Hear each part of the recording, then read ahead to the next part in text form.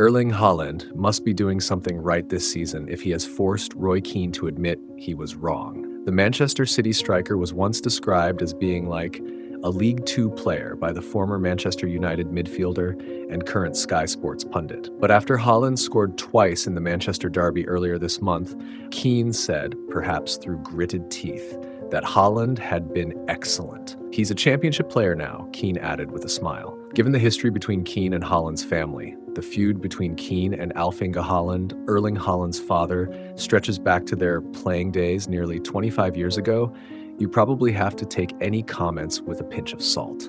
What's not in doubt is that for all the debate about Haaland's overall game, the striker's numbers stand up against the best in the world. In the Premier League, widely regarded as the toughest domestic championship in the world, Haaland has scored 91 goals in 102 games. In the UEFA Champions League, the pinnacle of European club competition, he has 50 goals in 49 games. The goals, close to one a game depending on the competition, have been consistent throughout Haaland's career. What Keane did touch upon, though, is that there's something different about Haaland this season. There's a sense from those who see him every day at the City Football Academy that he's growing up. Now 25, he's no longer the teenage sensation who burst onto the scene with Molde, Red Bull Salzburg, and Borussia Dortmund. In particular, there's a feeling that he's starting to understand that he can have a bigger impact than simply putting the ball in the net. The beginning of a more mature Haaland started. Pep Guardiola has tried to move on as quickly as possible from last season's disastrous campaign, his first without silverware since joining City in 2016, but some things have stuck with him. He has remembered the players who consistently made themselves available when injuries were wreaking havoc on the squad. The City boss has also kept in mind the players he felt stood up when morale was diminishing. Haaland was one of the few to come out of last season with any credit after scoring 34 goals, including 22 in the league. Haaland has spoken in the past about being nervous in interviews and news conferences. There are video clips of him giving one-word answers in interviews during his time at Dortmund. Last season, however, he began to find his voice. At one point, he said, "You can find excuses like injuries," before suggesting the poor results were down to players not fully having the hunger inside of, a bold claim about a squad that had won the past 4 Premier League titles. But Haaland is thoughtful with his words, and it wasn't a throwaway comment. One City insider remarked at the time that Haaland's public declaration was something he had said behind closed doors on more than one occasion. It was also pointed out that he included himself in the criticism. Overall, Guardiola wasn't happy with the way the dressing room managed itself last season. Throughout his career, Guardiola has always let the players decide the captain of his team and other members of his leadership group.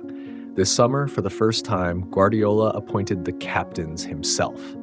Bernardo Silva was given the top job, and Haaland was made one of the lieutenants. Sources to that Haaland feels an extra responsibility because Guardiola broke with his own tradition to select him specifically.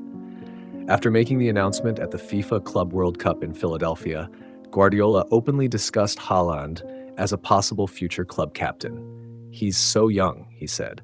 "He has to learn what it means to be a captain because he will hopefully be here for many years, and sooner or later, he will take that position."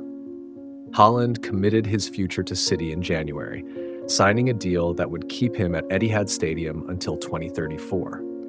It has put him in pole position to be a future skipper and follow in the footsteps of his father, who wore the armband on occasion during his spell at the club between 2000 and 2003. His dad's association with the club has helped forge Haaland's devotion to City.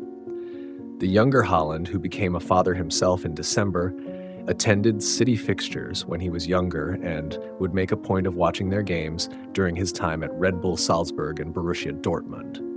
Guardiola appreciates the bond Haaland has with City, having played for and managed his boyhood club, Barcelona.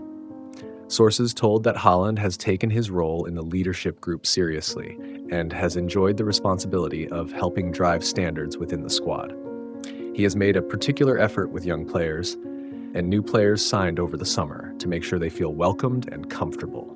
Haaland is a big advocate of players being at their best when they are, as he puts it, free in the mind, and he has been central to fostering a new spirit among the group. It was telling that in his news conference Tuesday, Guardiola pointed out that the closeness of the squad was one of the biggest changes from last season. Altogether, we talked a lot about what we need to be happy in our job, Guardiola said. Coming here to the training ground and feeling comfortable. Whatever happens, there are guys around you who support you. Even if it's a bad pass, the intention is always good. All the time it has been like that in the teams. It's the foundation. It's the spirit, not the tactics. Talk about in the past tactics from Pep. No, it's about how we are connected as a team in the good moments and the bad moments, how we help each other. That is the principle for everything. This season, Haaland has been doing what he always has, scoring goals. He is already leading the Premier League Golden Boot race with 6 goals in 5 games, and he has 7 in 6 games in all competitions. But it's everything else he has been doing that has caught the attention of hard-to-please pundits like Keane. Haaland is averaging 24.6 touches in the Premier League, which is pretty consistent with each of his 3 full seasons in England. In his own half, however, he's having a much bigger impact. He's averaging 8 touches a game in City's half, up from 5.6 touches per 90 minutes last season and 4.6 touches per 90 the season before. He has made 2 clearances per game compared with 0.7 per game last season and 4.3 defensive interventions per game, far more than in any other campaign, compared with 2.8 defensive interventions per game last season. He's also covering more distance per game than he was last season, and his number of sprints is up from 18 every 90 minutes to nearly 30. Beyond the numbers, Haaland's influence can be seen in crucial matches where his presence has changed the course of games. Take last season's Champions League quarterfinal against Bayern Munich.